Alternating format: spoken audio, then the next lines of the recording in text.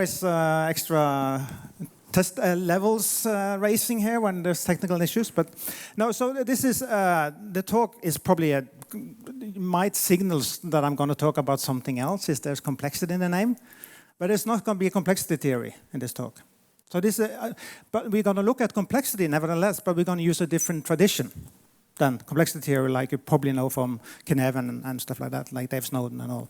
So this comes from a very different tradition. So this comes from social sciences. They don't even use the word complexity. When I told them about that in other parts of the industry and in complexity theory, they call it complexity, and somebody said, that's just fancy wording. So they are not using the word at all, but they're talking about unpredictability in a social system. That's inherent in a social system. So for them, complexity is almost nonsensical because it's always there. It's like you can't take it away. So the talk here is going to be mainly about that we have to realize that we are always in a complex situation every day, right? So we can't get away from that. We try to reduce it. We try to sort of make it simpler for ourselves. Sure. So I'm going to talk a little bit about those traditions that we sort of that I'm used to, because I come from natural sciences myself. So I'm pretty much been drilled on. Then when you do science, you get rid of the people, right?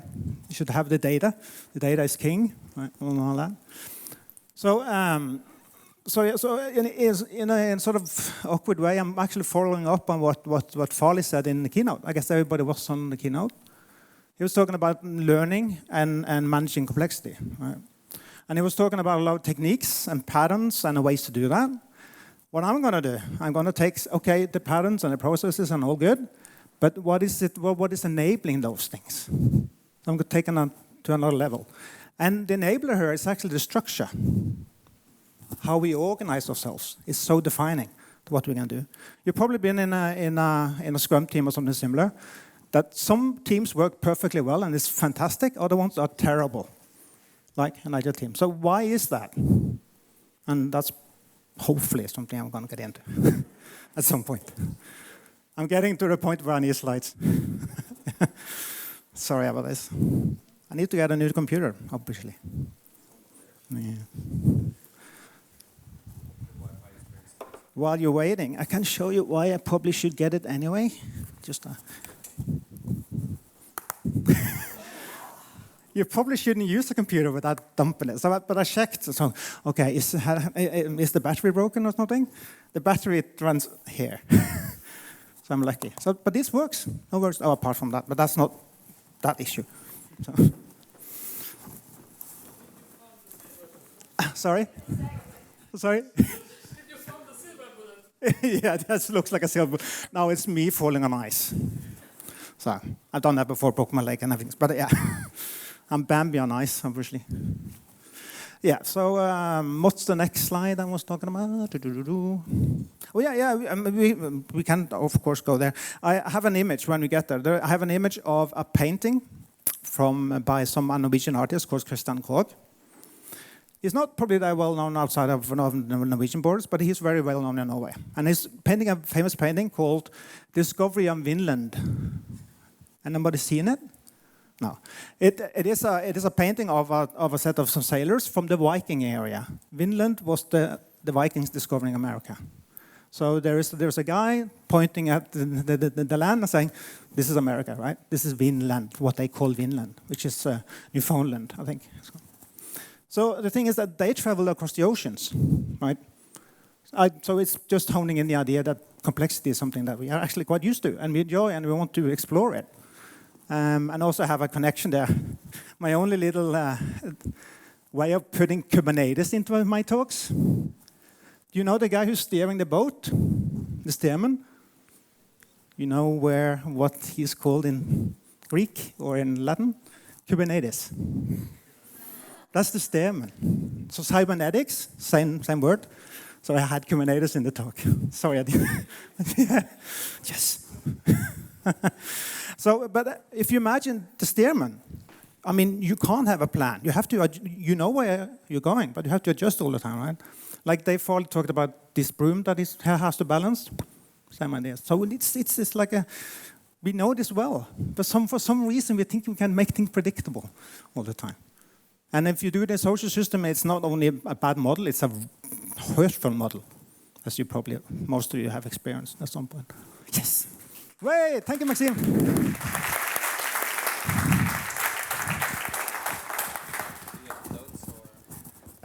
I'll run without the notes. That's fine. I think I'll have to do adjustment. Yeah, that's the painting I was talking about, right? So he's the man with the tiller. He's the steersman. He's the Kubernetes. But another mundane example is this. Anyone have kids here? And thrown kids party at home? I have. Yeah, never again, right? You do it once, and then that's it. It's not going to happen again. You pay expensively to do it anywhere else than home, right? But the thing is that because we go into that session also with some plans, we have to sort of set it up, and the kids are going to come in and they're going to line up, right? No, it's not going to happen, right? But the thing is, we have deep fond memories of these things, and they maybe seem somewhat chaotic while it's going on, but it turns out fine usually, right? Unless the house burns down or whatever. But we are having a good time, and they're of course having the best time of their lives. So this is just a simple way of seeing what complexity is. But when we enter the office door, we expect this. Sorry about that. Right? Linearity, we want that. Of course, there has to be a perfect model for things, right? So we expect that, but those of you have seen that wonderful drawing. The reality is a bit different. Right. And I have thought about this quite a lot. Why do we end up doing that? Why do we end up putting ourselves in that situation where we think we can do that? Like trading a model that is, of course, we probably know it's a model because we always use that quote, right? The Don Bosch quote. A model is never right, but it's useful. But we still want to, deeply we want that model to be true, because that makes everything so much easier. But it isn't. You can't get away from it. You can't hide that. And I think a lot of reasons, at least for me at least, is that I have a background in natural sciences. And the whole education system drills you into thinking in predictability, especially if you go into the natural sciences part.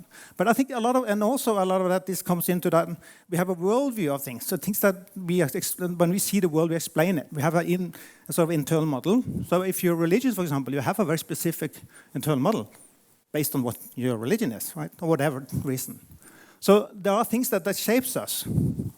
And that thing is worldview, so Weltanschauung, put in German, right? And when we have different worldviews, we view the world differently. So if you sit in a workshop and there's two different worldviews there, you're never, ever, ever going to agree. Because your internal model is complete, but it's very different how you do this. There was a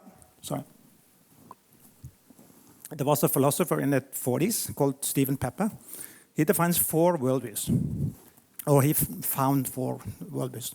One was formism, was like the old Greeks, Plato and all, right? Forms, ideals.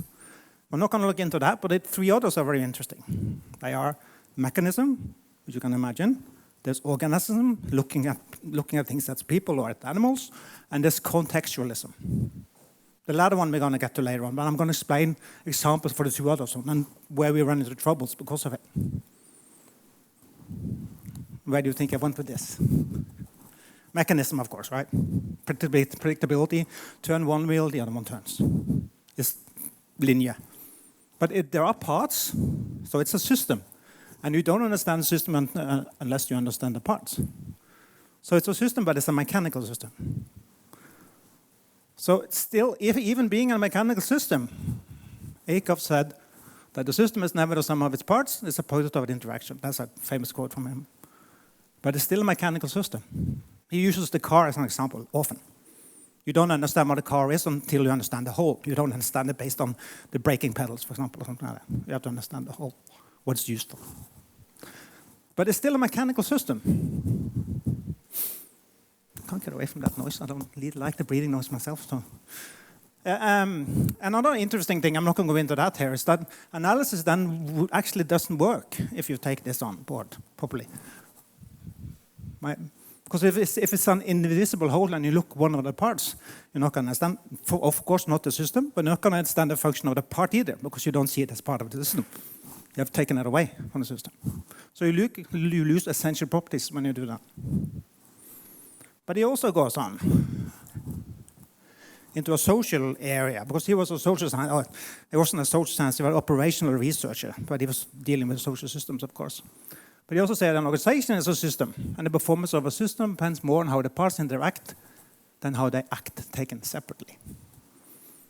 So if you in a team think you're going to be the perfect 10x developer, and the rest isn't, and you just hold along and don't care about the rest, you are actually breaking the system. You're not making them better. So that's the same ideas, right? So you see there are different types looking at systems. You can look at them mechanically or organistically, right? So Akerf, he defined 4 types of systems based on these way we are thinking it, and he based it on if it's a purposeful system or not, or what is purposeful about the parts or the wholes. When I say purpose, of course, it means that you want to achieve something. So in a deterministic system or a mechanical system, the parts of a car doesn't have a purpose. Right? The engine doesn't have a purpose. The fuel tank doesn't have a purpose. It has a function, but it doesn't have a purpose. The difference. And the same with the whole. The car doesn't have a purpose, even if you like to think they do. But they have a function because the purpose they have is something that we give them, right? But we are outside the system that is a car. So no purposeful system there. And then you go one level up, animated system. He just used that name for any type of animals, including us. So that could be humans as well. There again, parts doesn't have a purpose, like your heart, lungs, functions, no purpose. But you as a person have a purpose. And that may seem like, of course, but why does that matter? It matters when you move into the next system. Sorry, that's correct, actually. The social system. Because the parts, you, in a team, for example, have a purpose. But so has the team. Or hopefully they do. When you organize yourself, whatever that is, you organize around something that you want out of something. So that's you giving the team or the organization a purpose when you do that. So then both of them both the parts and the whole had a purpose there.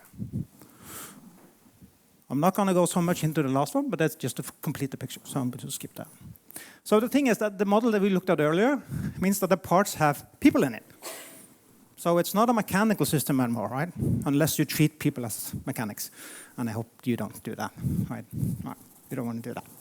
So they have purposeful, right? You don't take away their purpose. You have to leave that purpose in place. Which changes the whole dynamics quite dramatically, right? So if you look, for example, at a team here. The team doesn't exist of the same people. Like I illustrated that with the color here. They're different.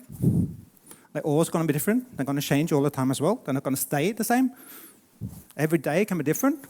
You come to work one day. You had an accident on your way to work. The other day, you got married just after the day before or something. This changes your whole dynamics. So you can't.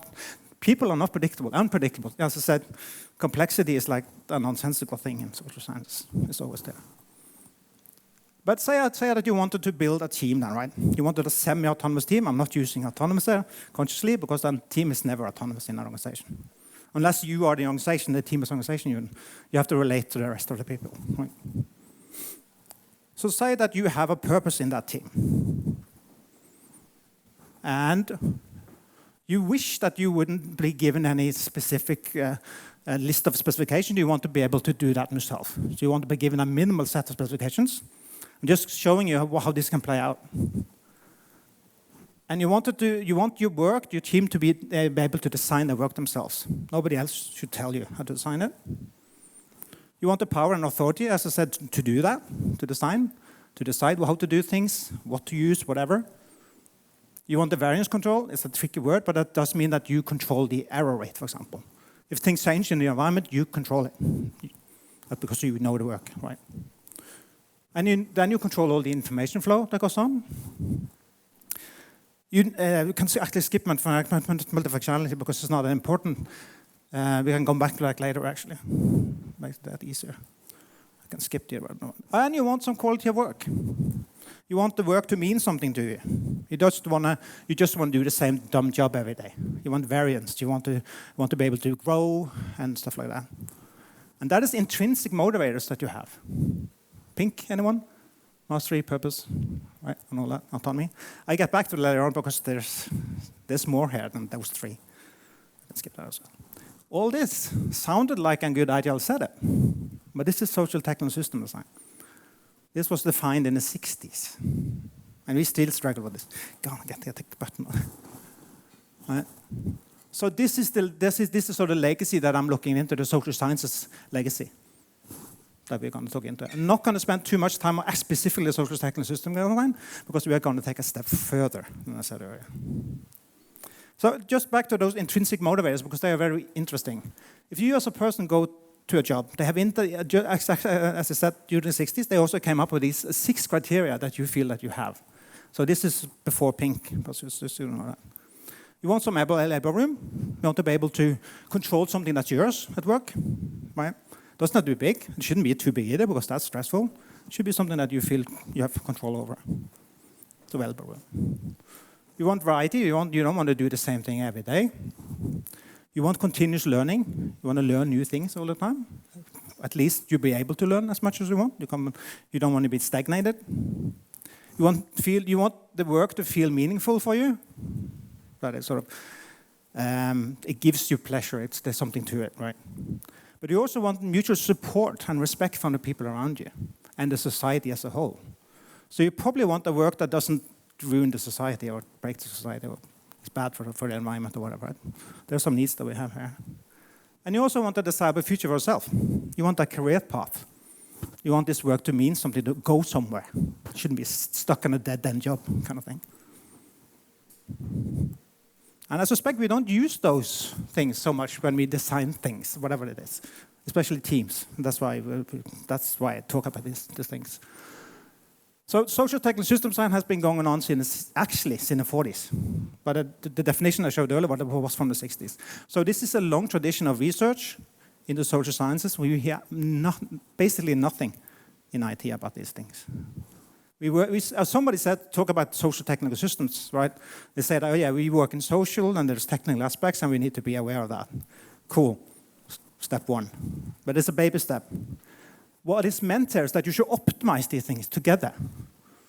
Again, if you go back to ACOF, you wouldn't want to optimize the task work if it goes against all the other things.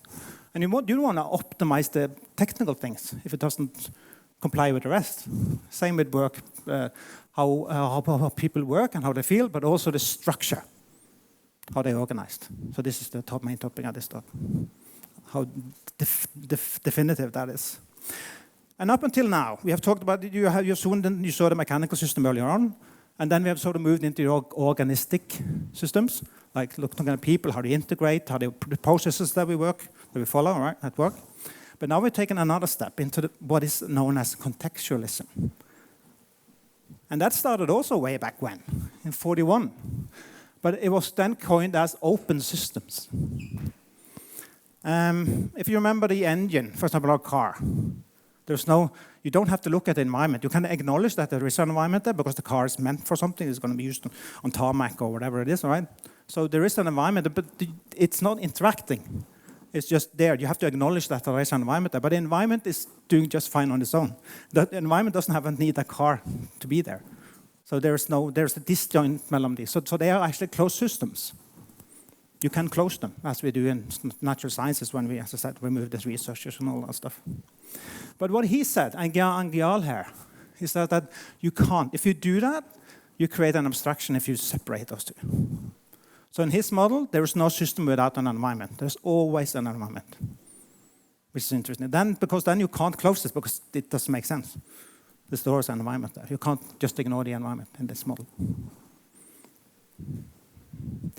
And as I say with kids, if I have time for that, I hope so. The kids actually get this, I think, much more than we do. I remember reading this book. This is from a Swedish author, Cecilia's book. My youngest son loved that book. It's really abstract, but it actually talks about open system without doing it, really. It's about how kids see the world around them, how they experience, how they think. So Alphonse here, he has a long discussion with his dad, very philosophical.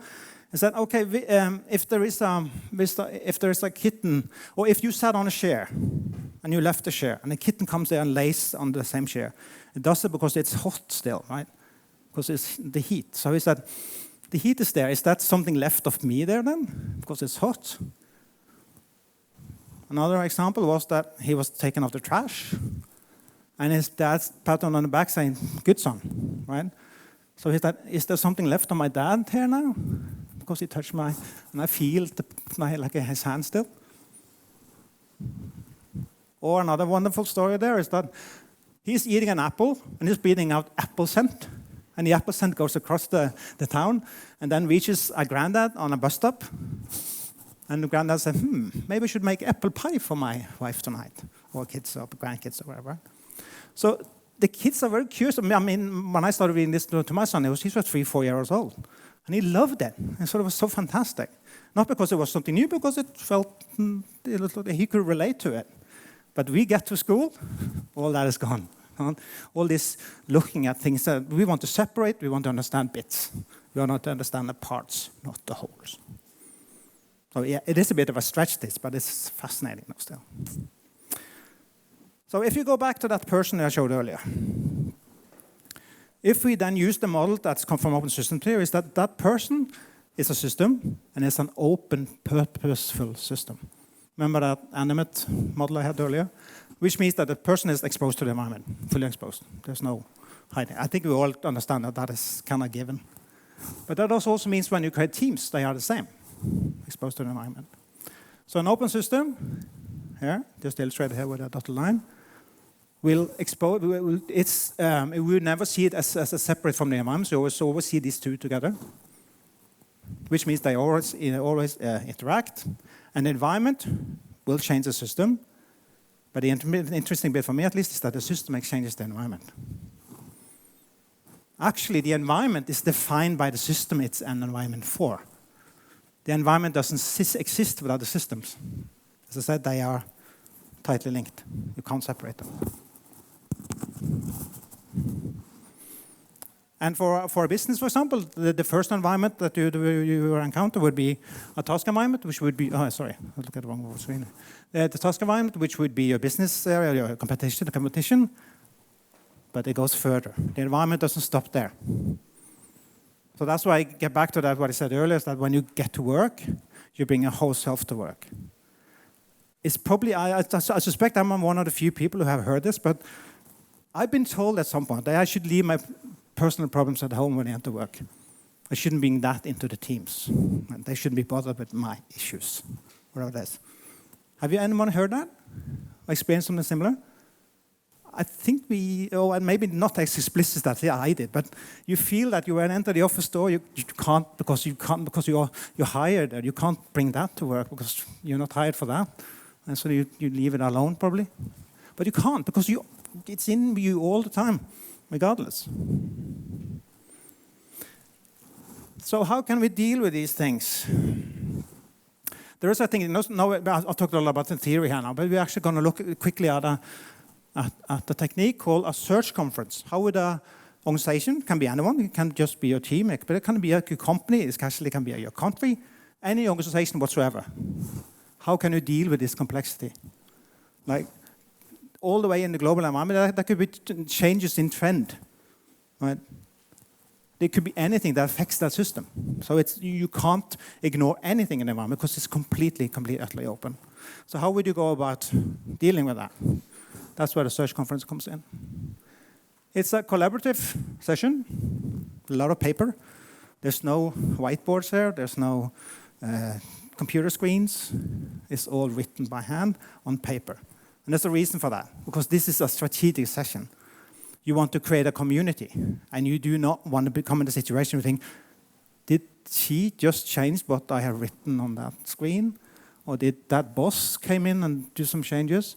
So you want to be explicit. It should be visible to everything, completely open in that session.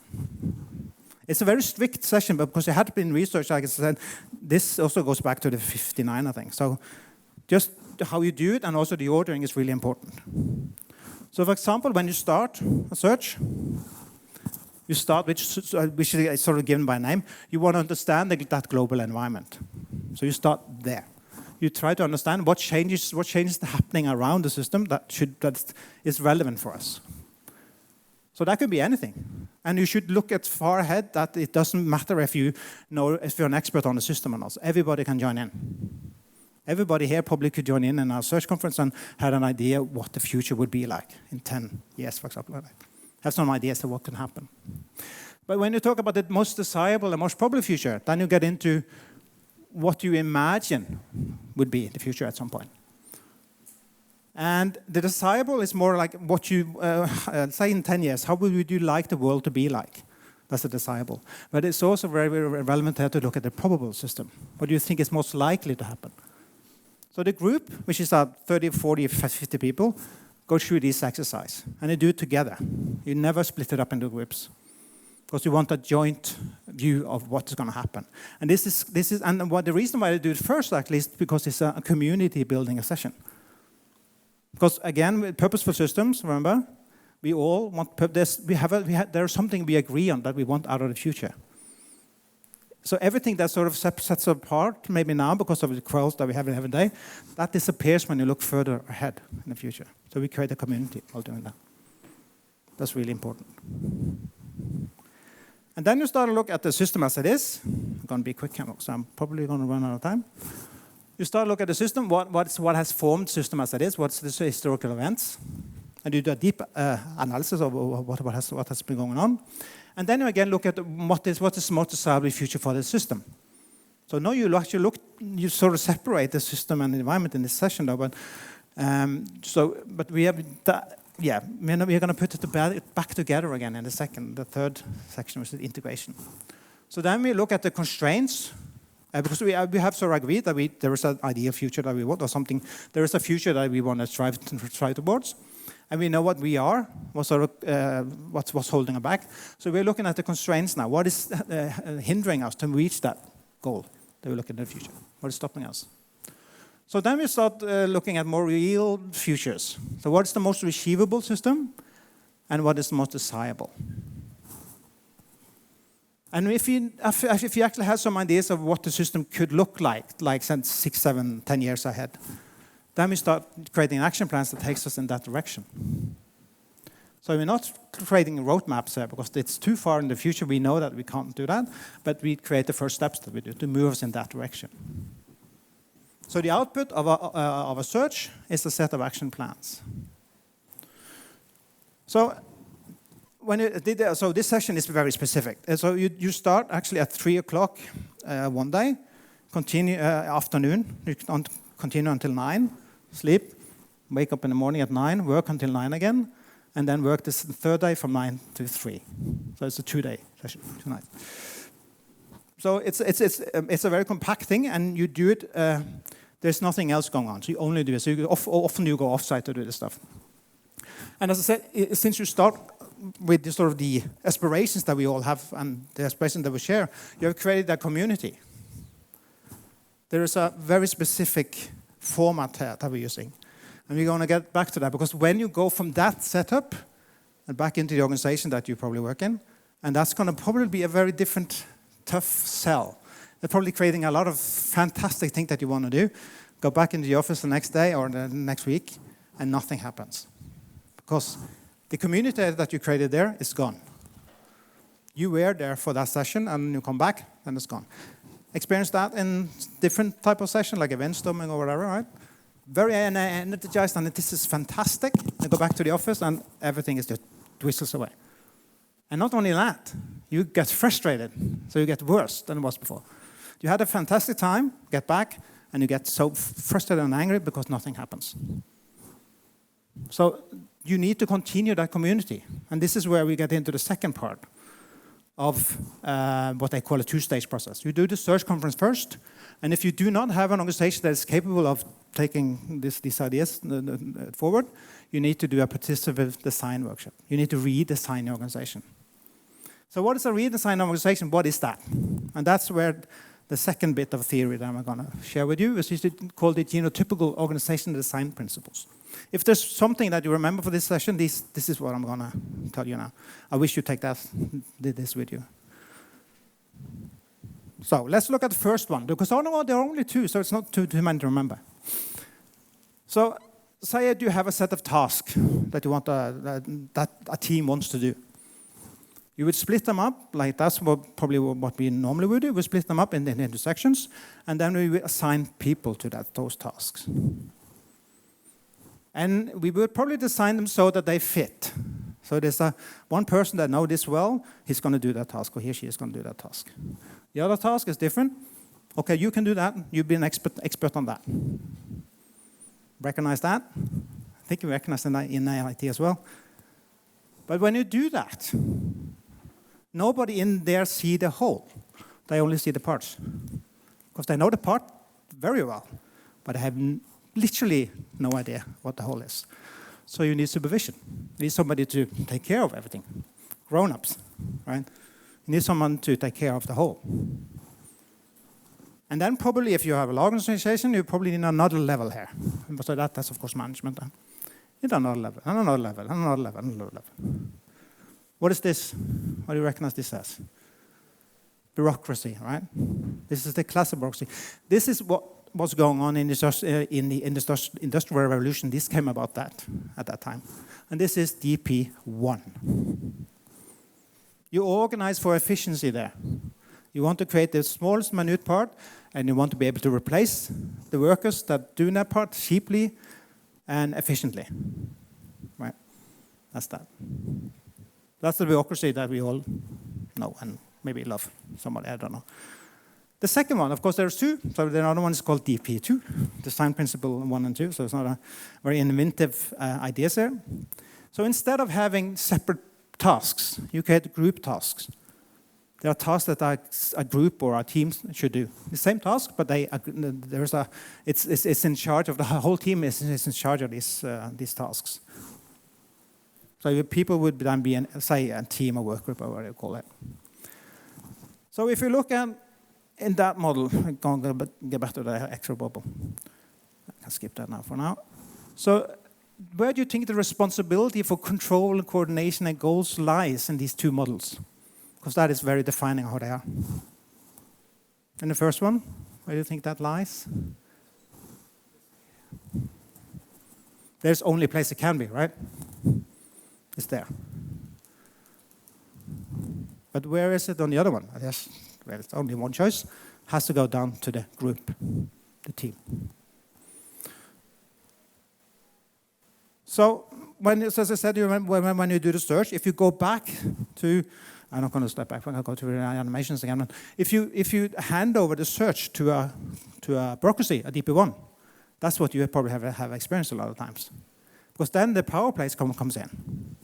Because in that DP1 model, it's an inherent competitive environment.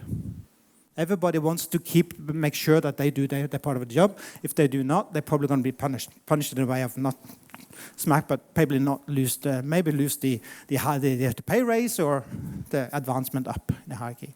So it's an inherent competitive system. The other one is not at all. So actually, the search, why they did that thing first, was to create a community, so you create a DP2 organization in that session. That's why it's so conscious about the way they do it. Because you want to create that DP2 because that's a learning organization. People want to contribute to that organization. The other one is just infights. So how would because this sounds very theoretical and all that stuff, right?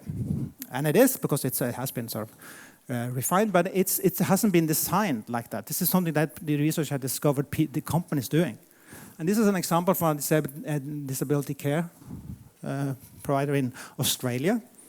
So they did this for the whole organization. They redesigned the whole organizations. So you end up having the bubbles at the bottom, the really potato-like shapes as earlier, so there are teams there. But there are teams everywhere, all the way up to the top. This illustration doesn't show that, but there are bubbles all the way up here. There are teams everywhere.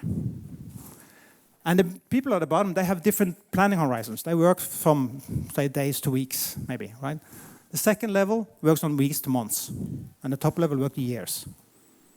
But there's no ordering down. Because all these bubbles, they are in charge of the goals, the coordination, and control. They all are. But they have different hierarchies. They work on different scales. So you say if you have a development team, they would work here, and the C-level would probably work at the top. So you wouldn't, in this model, you wouldn't remove the C-levels because we're going to be agile, we're going to have hierarchy anymore. There's going to be hierarchy, but they are doing productive work that is needed for the rest of the teams to work. It's not control anymore, right? And if you're a small organization, we might not have 3 levels, you have 2, for example. But so the second here is like a resource thing. If you have a collaboration with external parties or stuff like that, will happen there.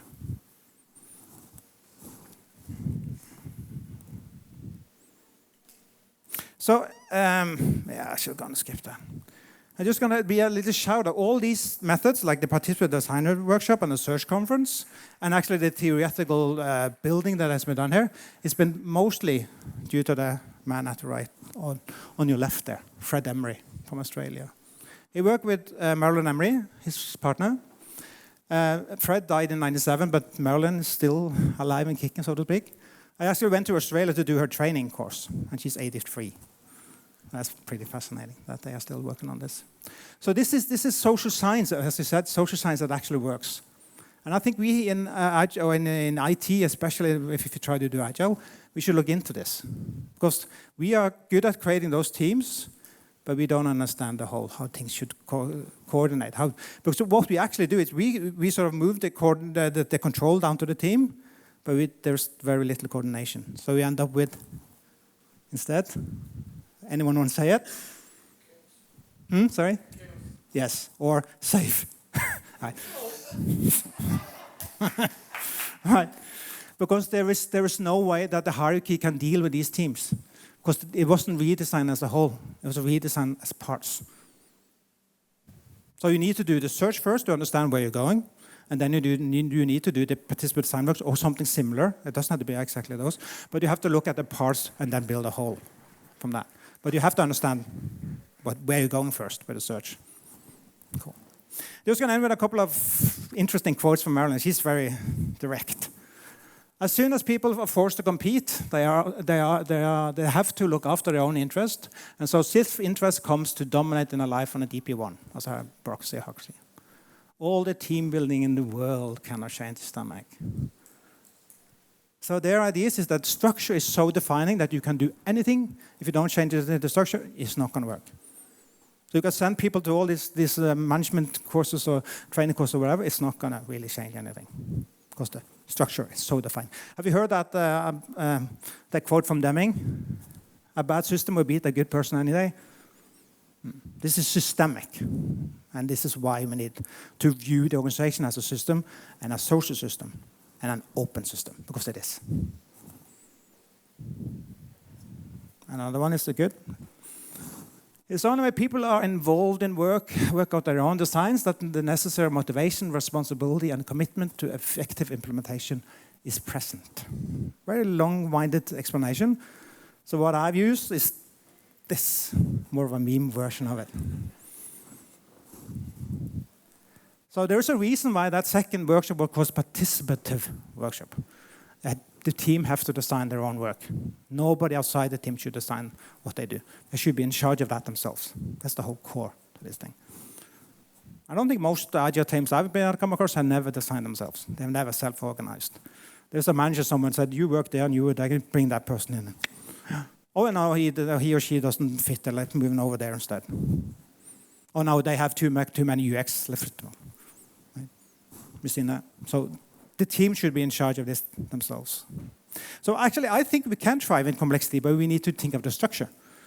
Not all structures are able to deal with complexity, and the bureaucracy is not the best structure to do that.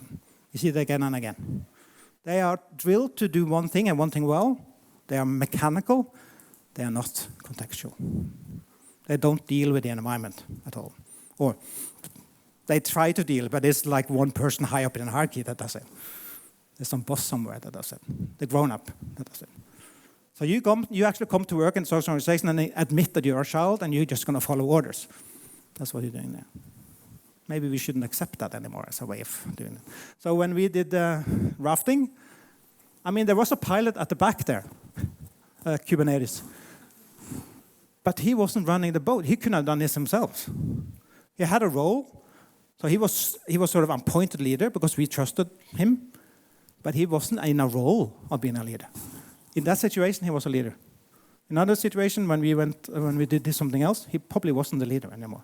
It was somebody else in the team. So leadership is fleeting in this model as well. And we deal with this complexity, don't we? Not at work. Now there's the one boss that's going to tell us everything.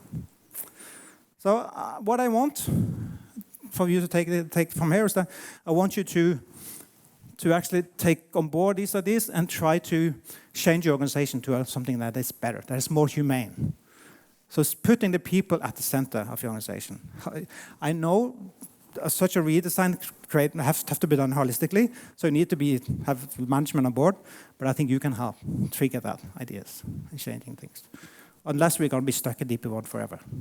Because the bosses are not interested in changing it unless we actually say so, I think. If you want to, this was a little bit rushed this, but if you want to learn more and actually try out some of these techniques, like the search conference and participative design workshops, we do have me and Yao is going to do an architecture workshop with Avatscoparta. So if you're interested, check it out. It's in Milan in the fall. So join us there if you want to have some hands-on experience with these things.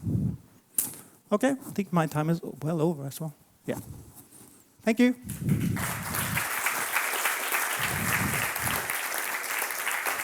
No time for questions, or? Yeah, it's time for me, but I mean, there are sessions afterwards. But anyone have any burning questions? I can do quickly. Sure. Thank you for the presentation. I agree with the conclusion. Yeah. That, when you go to the DP2 with the 3 layers, yeah. I'm assuming that the planning layers want to have an impact on the below business as usual layers, right? So what's the incentive for the business as usual layers to follow the directions on the ones on the top? The question is, how can the layers at the bottom follow, or how would they follow the instructions from the top? You know what that sounds like? DP1. Yeah, exactly. Because there is no personal dominance there. There's nobody's dominating anything in this model. You start with creating the people at the bottom, so they know what they need to be able to do their work. What's missing, they're pulling up. So they're pushing it up. So you start always to redesign at the bottom. So what's left is coming at the top, not the other way around. So it's bottom up? Yeah, it's bottom up. But then when you start planning, you're hoping that your plan gets executed somehow. Yeah, so I didn't say that, but the search conference has to be done by people who is responsible for what's going to happen to those plans. So they are probably the C-levels. I'm going to do that. So they don't care if you do the work or somebody else. They just want something to happen to the companies. So they give the strategy. So you talked about OKRs, for example, or something like that. This would fit this model quite well. Coordination by objective, for example, or management objective or whatever. So they have sort of the idea where the company wants to go, and everybody can participate in that, but they are not told how to do it. They just agree that this is where we're going. Because you have joined this work because you wanted to join that purpose, so to speak. Yeah, I hope that answers your question. Yeah, I think it's probably time for us to leave. All right, thank you again.